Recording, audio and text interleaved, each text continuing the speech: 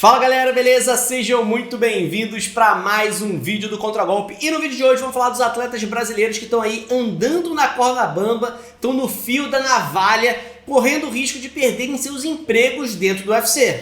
E galera, se tem algum nome que vocês acham que a gente deveria ter comentado aqui dentro, nesse nível, né? Coloca aqui nos comentários, a gente vai dar uma olhada. E se vocês falarem bastante, derem nomes interessantes aqui, a gente faz um vídeo desse 2.0 aqui com vocês. Pois é, vamos começar falando do brasileiro Leonardo Santos, que lutou no TUF, foi muito bem, mas isso já tem longínquos anos, né? Ele tá com 42 anos de idade atualmente. Tá vindo numa sequência ruim no UFC, né? Nos últimos 2 combates são 2 derrotas. Ele foi finalizado e nocauteado. E vamos falar, 42 anos não é uma idade normal da gente ter lutadores nessa categoria de peso. E ele tem um compromisso esse mês, né? No UFC 278, ele vai enfrentar aí o Jared Gordon. Será que essa é a luta da degola ou da salvação pro Léo Santos?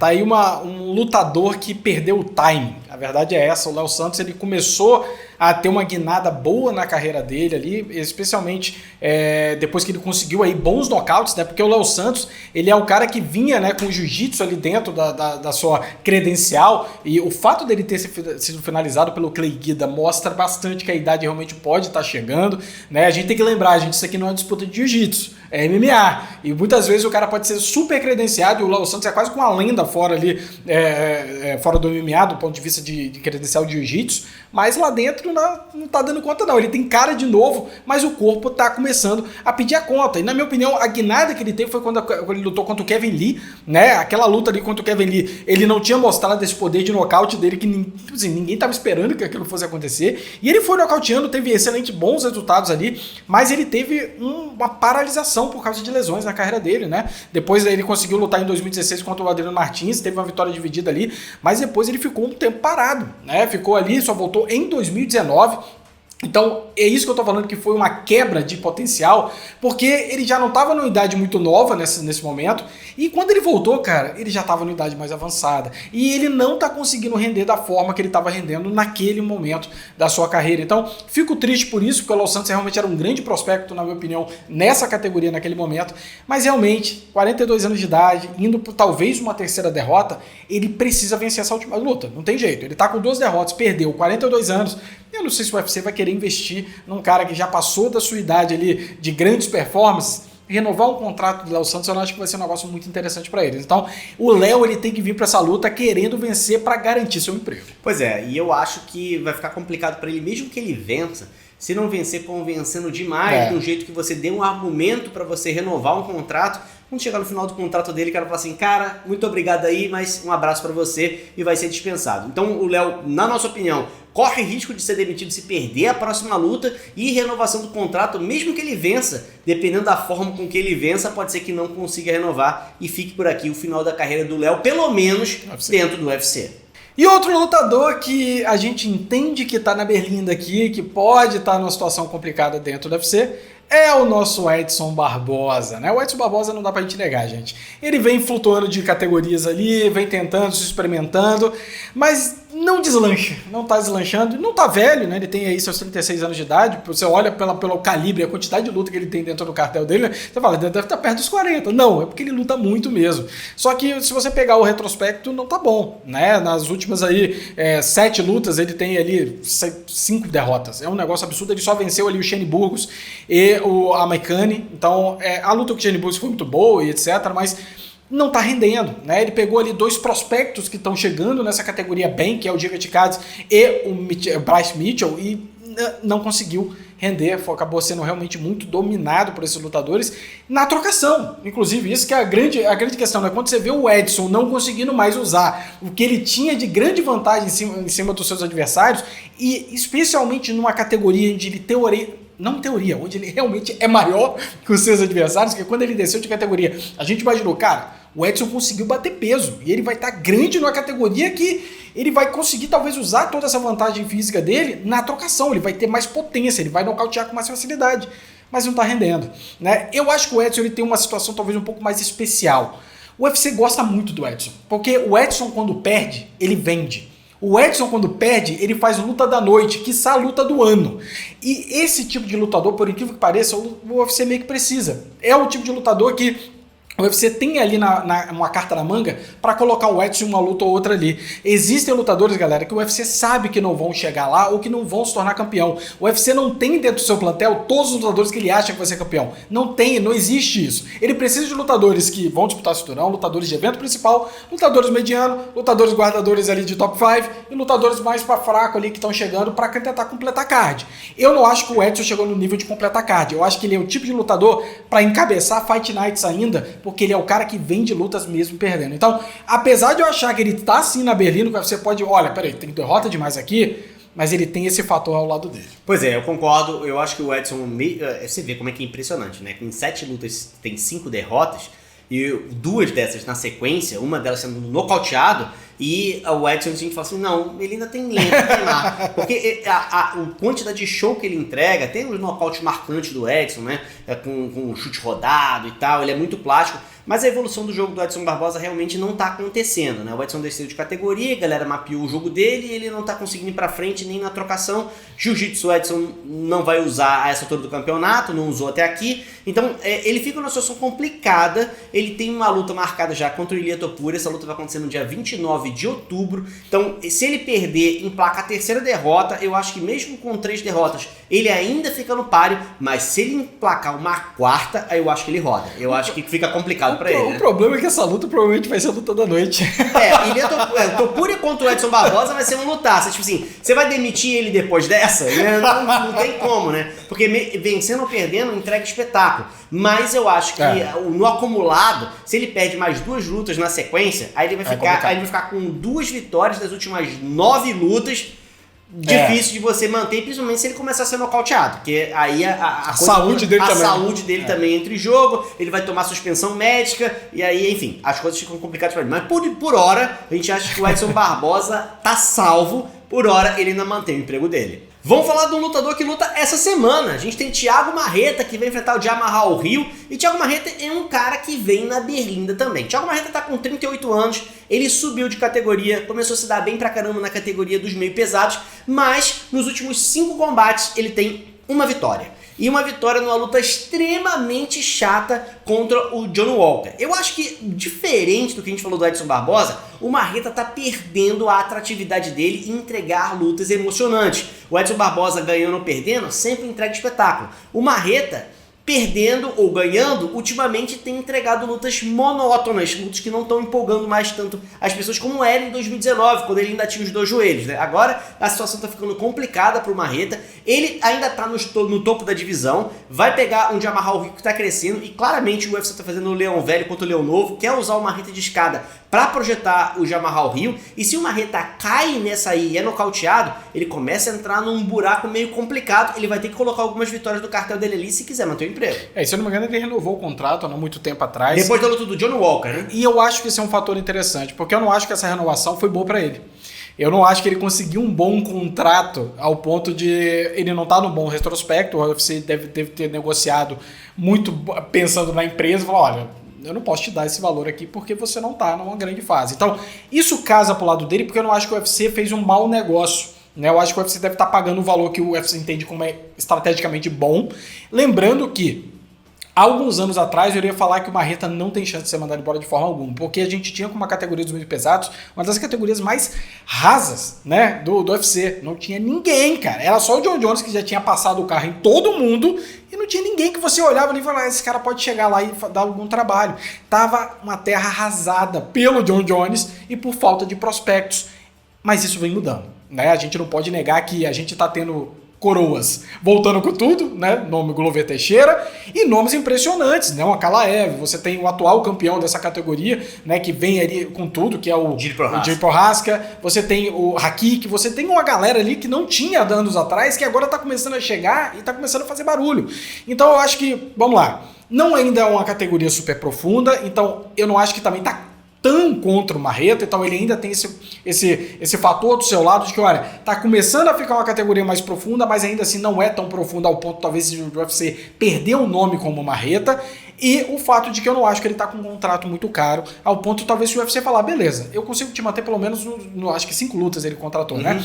Pelo menos nas 5 lutas, perdendo ou ganhando, vale a pena manter esse cara aqui, que pelo menos ele consegue encabeçar um Fight Night, é um cara conhecido, dentro do Brasil é um cara que pode ser estratégico, né? O UFC pode voltar ao Brasil esse ano e ter nomes como Marreta e entre outros brasileiros, pode ser um negócio interessante para encabeçar, porque eventos do Brasil, geralmente, o UFC coloca todo mundo do Brasil lá dentro, e na minha opinião, o Thiago Marreta poderia ser um bom nome para estar dentro do card principal. Pois é, apesar do Marreta não estar entregando bons resultados, ele ainda é um nome muito grande dentro do evento, e ainda vai manter o seu emprego, na minha opinião, mesmo com as derrotas. É claro que ele tem que se ligar, ele tá com o Mazarão na luta contra o Jamahal Hill, se perde, sendo nocauteado pelo Jamahal Hill, a situação dele fica ainda mais complicada, mas eu acho que ele ainda tem fôlego. Eu acho que o UFC não vai antecipar o contrato dele, tipo assim, vou cumprir até o final. Se no final você não estiver rendendo, pode ser que o time não renove, mas eu não acho que o UFC vai mandar o Marreta embora, porque por enquanto tá sendo um bom negócio pra casa. Outro nome que a gente acha que tá na berlinda é o Johnny Walker, né? Johnny Walker que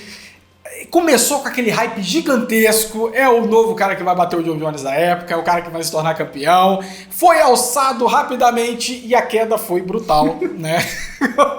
Infelizmente aconteceu.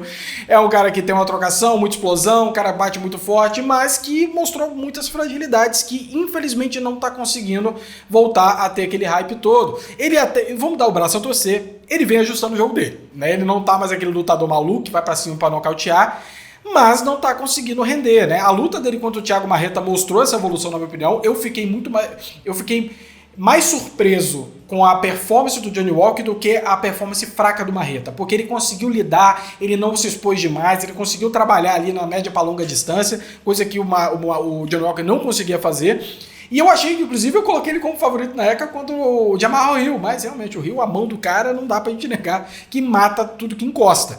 E o Johnny Walker já mostrou que não tem um queixo dos mais confiáveis. Então, o Walker, pode ser que ele esteja naquele momento que se ele emplacar mais umas 2 derrotas em sequência por nocaute, ele começa a estar numa berlinda grande. Mas nesse momento, eu ainda acho que, assim como o Marreta, é um nome estratégico. É um cara que ainda vai ali para tentar nocautear, vai para cima com tudo. Então, eu acho que ele ainda tem talvez uma ou 2 lutas ali de bônus para ele tentar voltar a ter uma boa performance dentro do UFC. E se o UFC talvez dar alguns nomes mais para trás ali, não colocar talvez ele contra os leões que a gente tem dentro desse top, talvez 6 ou 7, eu acho que ele até consegue. Então, tem risco, não dá pra gente negar. Ele vem aí com um retrospecto de 4 derrotas nas últimas 5 lutas, mas pelo nome, estrategicamente, ele pode ter mais uma ou 2 lutas aí de bônus.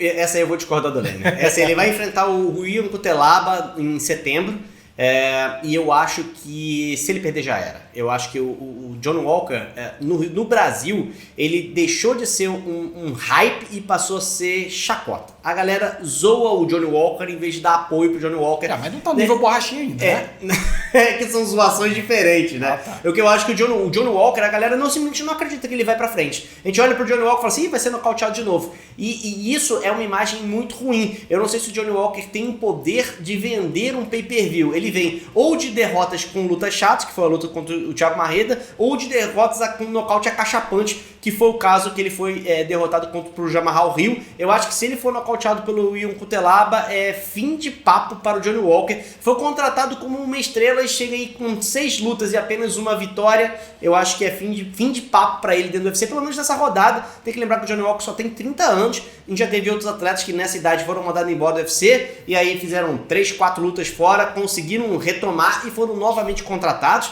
Então, pelo menos eu acho que essa passagem pelo UFC pode se encerrar assim no dia 10 de setembro, quando ele enfrenta o Cutelaba. O padrão é PFL para tentar ganhar 1 milhão. Pode ser, né? Hoje em dia é sempre assim. Mas lembrando, é o Cutelaba, que é maluco, fraco, QI de luta baixíssimo, e a chance do Johnny Walker conseguir essa vitória. Conseguindo vitória, eu não acho que ele tem risco agora de ser mandado embora, porque se ele consegue um nocaute contra o Cutelaba, ele vai ganhando uma sobrevida. Isso né? aí. Cada vitória que ele tem, uma sobrevida a mais que ele ganha para ele tentar... E ele tá precisando. Tá precisando. Tanto para renovar contrato, quanto para manter o emprego dele. E o último lutador que a gente tem aqui para comentar se ele tá em risco ou não de ser cortado é o Paulo Borrachinha, que a gente não acredita que tá num risco muito grande, mas eu acho que esse é um lutador pra gente ficar de olho aberto, né? O Borrachinha, ele vinha realmente numa ascensão muito grande. E era uma ascensão, na verdade, que, galera, vocês não estão aqui desse lado, Eu e o André, a gente repara muito na ascensão dos lutadores, até pela quantidade de views, né? Pela quantidade de engajamento de vocês em live, etc. E o Borrachinha chegou no nível, antes da luta dele contra o Israel Adesanya, que era absurdo. Era recordes aqui no canal de acesso, de engajamento, de participação em live. Era um negócio fora do comum. Você colocar a cara do Borrachinha na thumb era garantir que o vídeo ia ser um sucesso. E isso não tá isso não tá mais sendo uma verdade. Por quê? O lutador tem que entregar, cara. Você tem que lutar, coisa que o Borrachinha não tá fazendo. Eu acho que dois grandes erros do Borrachinha hoje é o Borrachinha virou uma chacota na internet. Você acompanha o Borrachinha no Twitter, é uma vergonha alheia absurda. Eu não consigo mais seguir. É piadinha sem graça, é um monte de coisa ali que você olha que, tipo assim, até os trash talk dele não dá, cara. Você olha aquilo ali e você fica com vergonha alheia, absolutamente. E o outro que o Borrachinha, ele acha que ele tem uma posição com o UFC que não existe. Ele acha que ele tem uma moral com o UFC que não existe mais. Né? E isso tudo dele achar que ele tá ali, tá em alta. Não, ele não tá em alta. Inclusive, eu acho que ele perde pro Luke Rockhold na próxima luta dele. São 3 derrotas em sequência, cara. E aí? Será que ele vai conseguir manter esse hype todo? Porque o hype, na minha opinião, tá baixando. E esse que me deixa nervoso, porque o Borrachinha, apesar de tudo, é um cara que tem potencial. É um cara que tem uma boa trocação, é um cara que luta bem. Você pode falar o que for, mas a luta com o Vettori, mesmo ele não bater no peso e tudo, ele deu trabalho pro Vettori, cara, que é um dos melhores lutadores dessa categoria. Então, habilidade ele tem, mas será que ele vai conseguir fazer um camp bom, treinar com qualidade e voltar ao caminho das vitórias? Não sei, né? Pois é, o Borrachinha desde 2017, ele vem fazendo uma luta por ano. E uma luta por ano não vai te credenciar a disputar cinturão, uma luta por ano não...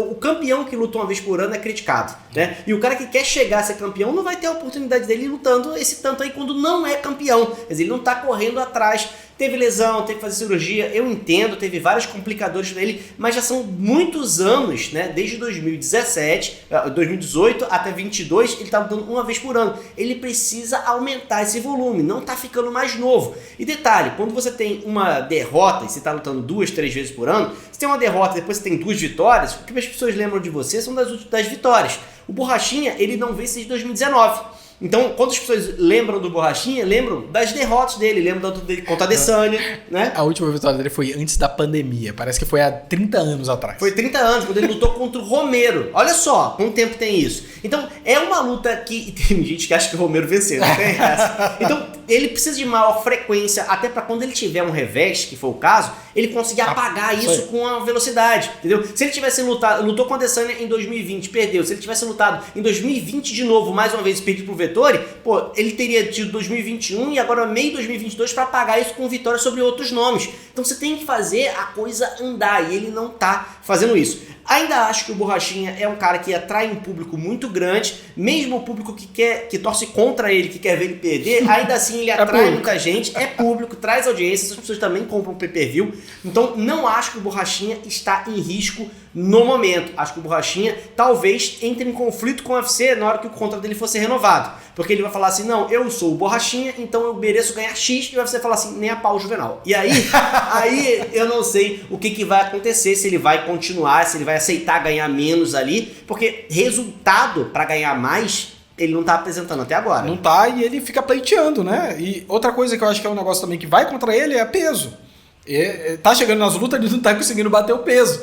E aquilo que o Vettori aceitou ali foi cagada que aceitou o Vettori. Ele podia ter feito um evento principal do UFC cair, porque ele não conseguiu bater o peso por muito. A luta tem que virar uma luta casada, gente. Não foi nem que ele bateu pouco ali, não. Então, além disso tudo que a gente tá falando, o UFC tá olhando pro Borrachinha hoje como um risco. Eu não sei se vale a pena colocar é muito arriscado colocar o Borrachinha como cabeça de evento. Porque eu não sei se ele vai conseguir bater esse peso. E ele já falou que não quer lutar na categoria dos meio pesados. Então ele tá forçando e ele vai ter que primeiro voltar ao caminho das vitórias, ter mais frequência de luta e provar para o UFC que ele consegue bater esse peso sem colocar o evento em risco. Então são 3 fatores aí que o Borrachinha precisa resolver o mais rápido possível, porque agora eu e o André, a gente acredita que ele não tem chance nenhuma de ser mandado embora, nem de problema de renovação do contrato.